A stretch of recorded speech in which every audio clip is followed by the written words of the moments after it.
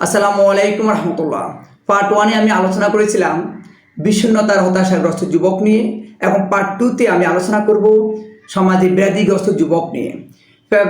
সমাজে এই ব্যাধিগ্রস্ত যুবক হলো তারাই যারা পারিবারিক এবং প্রাতিষ্ঠানিক সূত্রে প্রাপ্ত তথাকথিত জ্ঞান পাপী সভ্য বেশধারী শিক্ষক ও বুদ্ধিজীবী থেকে তারা জ্ঞান অর্জন করে নিজেকে এক বিকলাঙ্গ মানসিক অসভ্য ও লুণ্ঠনকারী এবং সমাজে ও পরিবারের শান্তি বিনষ্টকারী সকল উপাদানের সমন্বয়ে একটি মহা সার্টিফিকেট অর্জন করেন।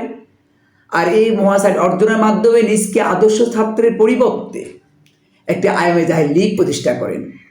আর এই আইএমএ জাহির লীগ প্রতিষ্ঠা থেকে এখান থেকে তাদের উৎপত্তি লাভ করে কিশোর গ্যাং, আর তার থেকে আরও উৎপত্তি লাভ করে কিশোর গ্যাং লীগ, আর এখান থেকে তাদের আধিপত্য বিস্তার